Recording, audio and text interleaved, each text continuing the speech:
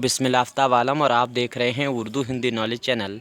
आज बहुत दिनों के बाद मैं आपके सामने हाजिर हुआ हूँ और जो सिलसिला चल रहा था उसी में बात करते हैं। इससे पहले की वीडियो अगर आपने नहीं देखे तो प्लेलिस्ट में जाकर आप देख सकते हैं। आज जो है जीके जनरल क्वेश्चनों पे बात करेंगे, कुछ इंपॉर्टेंट क्वेश्चन हैं।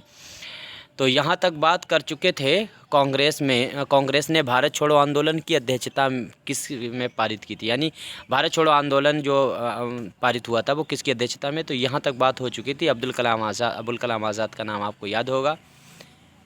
इसके बाद में अगला प्रश्न है, पहला आज का प्रश्न ये है कि इंडिपेंडेंस फॉर इंडिया लीग की स्थापना किसने की थी।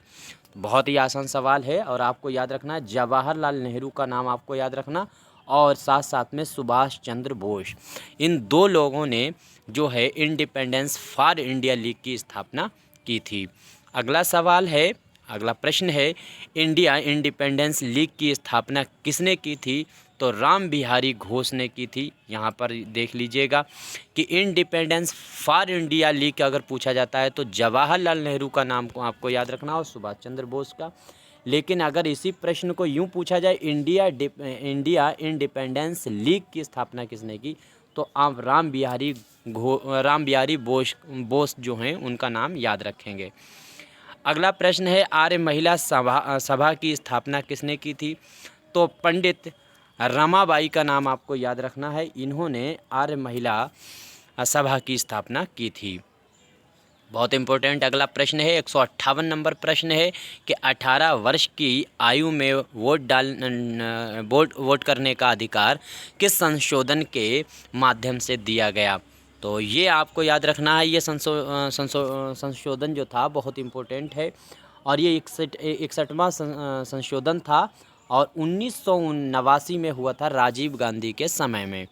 यहाँ से इतनी बात याद रखें। अब अगला प्रश्न है, जीके के सवाल हैं तो इसमें ज्योग्राफी के भी होंगे, पॉलिटिकल के भी होंगे, संविधान के भी होंगे, तमाम तरह के प्रश्न होंगे जो हर कंपटीशन में पूछे जाते रहते हैं।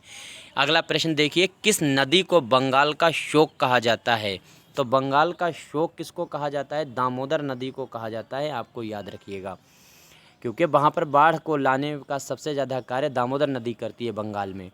अगला प्रश्न है, शिक्षा जनसंख्या जीव नापतोल को 42वें संशोधन द्वारा किस सूची में डाला गया।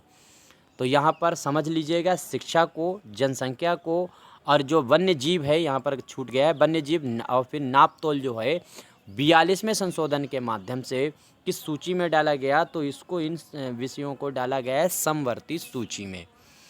इसके बाद में अगला प्रश्न है, यूनेप का मुख्यालय कहाँ स्थित है। तो आपका जवाब होगा नैरोबी में। अगला प्रश्न है और बहुत बार पूछा गया है, पृथ्वी के फेफड़े के नाम से किसे जाना जाता है। तो अमेज़न जो वर्षा वन है उनको जाना जाता है और 20% जो है पूरी दुनिया को ऑक्सीजन देने का काम ये अमेज़न वर्षा करती है।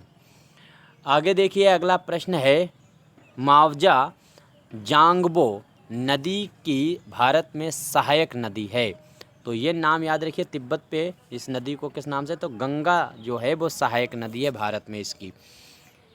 अगला प्रश्न है, भोपाल गैस त्रासदी में कौन सी गैस का रिसाव हुआ था।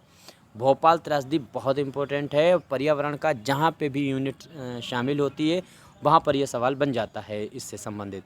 तो मिथाइल आइमोसाइनेट का नाम आपको याद रखना होगा, यहाँ से मिथाइल याद रहे, साइनेट। इसके बाद में ओजोन सांद्रता मापन होता है। तो ये होता है डॉप्सन से, यहाँ पे ये इस इकाई का नाम याद है, डॉप्सन जो है इस पैरामीटर से होता है। ध्वनि की तीव्रता किससे मापी जाती है, आसान सवाल है, डेसिबल से मापी जाती है।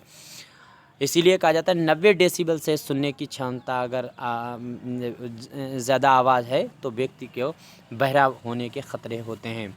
तो डेसिबल से ध्वनि नापी जाती है। इसके बाद में अगला प्रश्न है, ग्रीन मफलर का प्रयोग किस लिए होता है। तो ग्रीन मफलर का प्रयोग होता है ध्वनि प्रदूषण को कम करने के लिए, ध्वनि को मापने के लिए होता है डेसिबल, और ग्रीन मफलर जो है उसका प्रयोग होता है ध्वनि के प्रदूषण को कम करने के लिए। अगला प्रश्न है कि अनुच्छेद 48A, जहाँ पर ये बड़ा ABCD में कुछ अगर बना होता है, A है, B है, C है कैपिटल में, तो समझ लीजिए ये संशोधन द्वारा ये अनुच्छेद जोड़ा गया है। तो अनुच्छेद 48A का संबंध किससे है? तो ये संबंध इसका है पर्यावरण संरक्षण से। 48A याद रखिएगा, अनुच्छेद कई बार पूछा गया है। अगला प्रश्न है कि WTO का मुख्यालय कहाँ स्थित है? जनेवा में है। ये भी आपको यहाँ से याद रखना है। ये आज की ही जो कंपटीशन परीक्षा थी, यानी जो पर्यावरण का पेपर था BA 3rd सेमेस्टर वालों का, उसमें ये प्रश्न आज ही पूछा गया है। इसके बाद में अगला सवाल है, प्रश्न है रव अल खाली मरुस्थल किस देश में पाया जाता है? तो आपको याद रखना है सऊदी अरब। नाम से याद रखिएगा, अरबी वर्ड है। अगला सवाल है कि बलवंत राय मेहता समिति का संबंध किससे है? बहुत बार वेरी वेरी इंपॉर्टेंट ये क्वेश्चन है। तो बलवंत राय मेहता समिति का संबंध है त्रिस्तरीय पंचायती राज्य से। अगला प्रश्न है, एशिया का सबसे बड़ा पार्क कौन सा है? एशिया का बहुत इंपॉर्टेंट प्रश्न है। तो जनेश्वर मिश्र पार्क जो है ये एशिया का सबसे बड़ा पार्क है।